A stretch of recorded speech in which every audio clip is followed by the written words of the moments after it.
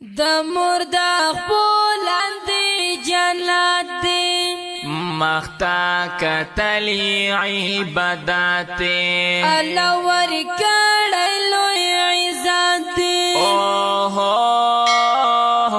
خفای نکړې ډېرې وکړه خدمتونه زار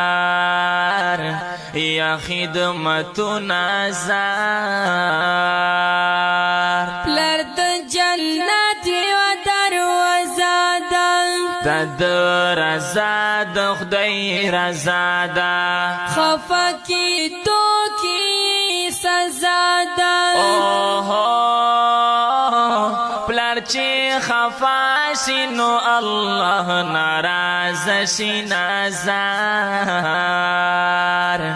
ناراضه شي نازار ډېر ډېر خدمت کوه د مور ښایسته پیښکاري هر یو کور ته به خبر شي بیا د زور چې کله نوې بیا به وکړې ارمنونه زار یا ارمنونه زار چې بوډا فلار درنه خوشحال وي پروردګار درنه خوشحال وي لکه ټول خار درنه خوشحال وي بیا به دنیا او آخرت کی کامیاب وي نازار یا کامیاب وي نازار د مور او پلار نه قربانیږئ د دغې دواړو نه زهرېږئ ځوانانو تاسو کا پوهیږئ په ژوند کې وکړی دي د دواړو خدمتونه زار یا خدمتونه زار د مور و پلار کړه خدمتونه خدای بشي رضي لتا چې خفای لکړې خدای بشي رضي لتا چې خفای نکړې چرتا کی اوف ورتا ولکړې لږ به د ځان سره سوچ وکړې د ټولو بدو باتو بکې دوی به راضي کې چې الله دې خوشحال شي نازار یا خوشحال شي نازار خدمت کوه د مور او پلار شاد الله رسول پلار ګرانه بسته شتو بګار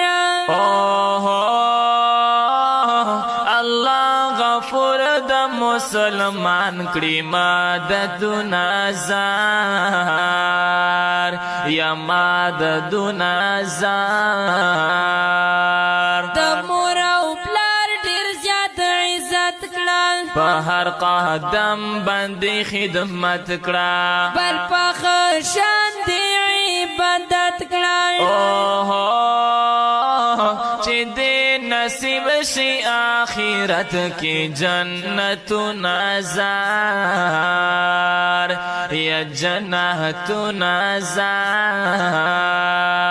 د چا چې مور او پلار ژوندي وي د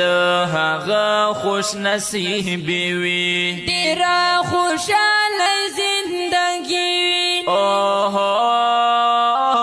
د کور کارونه دغو په اوږاوي نازار یا اوږاوي نازار د چا چې مور او پلار وفات دي دوی په زړګي باندې ماتي دغه کارونه د لوی ذات دي الله دې قبر باندې وکړي رحمتونه زار یا رحمتونه زار خو عملونه کړه انسانا بس تو بګار شد ګنانا نورا مفي غواړه الله لا چې رب رضی شي نور د سمکړه غمونه زار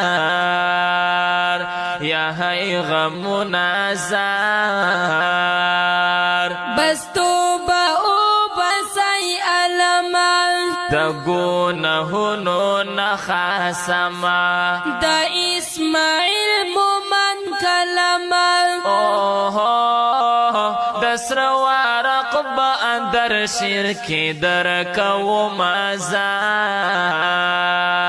یا در کو مزار